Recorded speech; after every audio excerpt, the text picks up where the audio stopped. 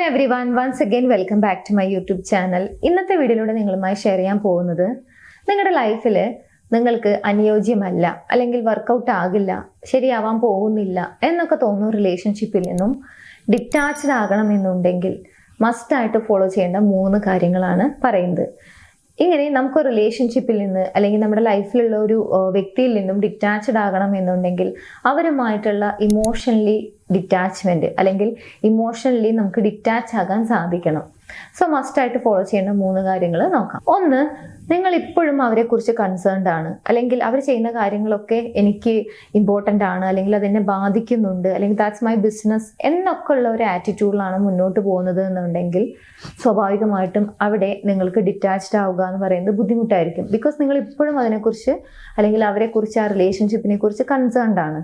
പകരം അൺഫോളോ ചെയ്യുക അല്ലെങ്കിൽ ഡിലീറ്റ് ചെയ്യുക. ബിക്കോസ് നിങ്ങൾ ഓൾറെഡി തീരുമാനിച്ചു കഴിഞ്ഞു ആ റിലേഷൻഷിപ്പ് വർക്കൗട്ട് ആകില്ല, അല്ലെങ്കിൽ മൂവ് ഓൺ ചെയ്യുക എന്നുള്ളൊരു തീരുമാനത്തിലെത്തിയിട്ടുണ്ട്. സോ അവരെ സ്റ്റോക്ക് ചെയ്യുന്ന കാര്യങ്ങളൊക്കെ ചെയ്യുന്നുണ്ടെങ്കിൽ അത് സ്റ്റോപ്പ് ചെയ്യുക, അല്ലെങ്കിൽ ഫ്രണ്ട്സ് ആയിട്ട് ഇരിക്കാം എന്ന കാര്യത്തിനൊക്കെ എഗ്രി ചെയ്തിട്ടുണ്ടെങ്കിൽ അതും സ്റ്റോപ്പ് ചെയ്യുക. നിങ്ങളുടെ മ്യൂച്വൽ ഫ്രണ്ട്സ് അല്ലെങ്കിൽ നിങ്ങളുടെ കോമൺ ഫ്രണ്ട്സിനോട് അവരെക്കുറിച്ച് നിരന്തരം അന്വേഷിക്കുന്നുണ്ടെങ്കിൽ അത് സ്റ്റോപ്പ് ചെയ്യുക.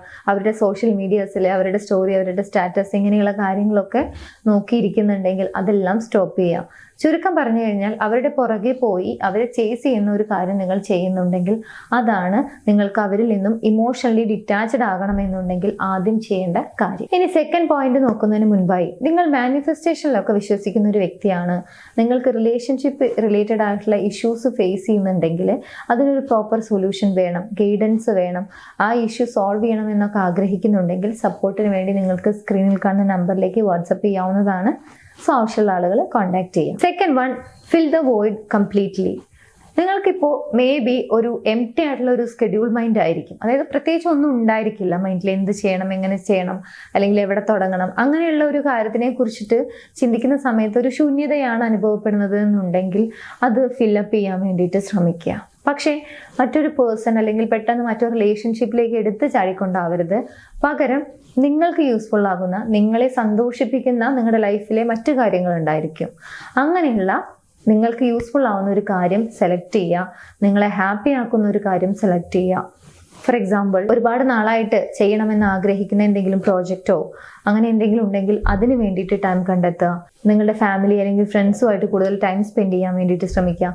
നിങ്ങളുടെ ഫിറ്റ്നസ്സിലേക്ക്, നിങ്ങളുടെ കരിയറിലേക്ക്, നിങ്ങൾക്ക് എന്തെങ്കിലും പാഷൻ, ഹോബീസ് ഉണ്ടെങ്കിൽ അതിന് വേണ്ടിയിട്ട് ടൈം കണ്ടെത്തുക, അതിലേക്ക് ഇൻവെസ്റ്റ് ചെയ്യുക. ഇനി അതും അല്ലെങ്കിൽ learn something that makes you happy.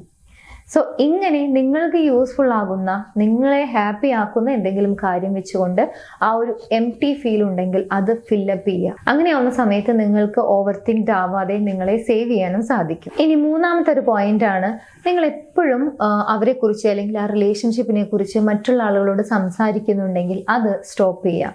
Because നിങ്ങൾ ഇപ്പോഴും കൺസേൺ ആണ്, അല്ലെങ്കിൽ അവരെക്കുറിച്ച് അന്വേഷിക്കുന്നുണ്ട്, അവരെക്കുറിച്ച് അറിയാൻ ആഗ്രഹിക്കുന്നുണ്ട് എന്നുള്ളൊരു കാര്യം നിങ്ങളെ തന്നെ ഓർമ്മപ്പെടുത്തുന്ന രീതിയിലാണ് ഈ ഒരു പ്രവൃത്തി.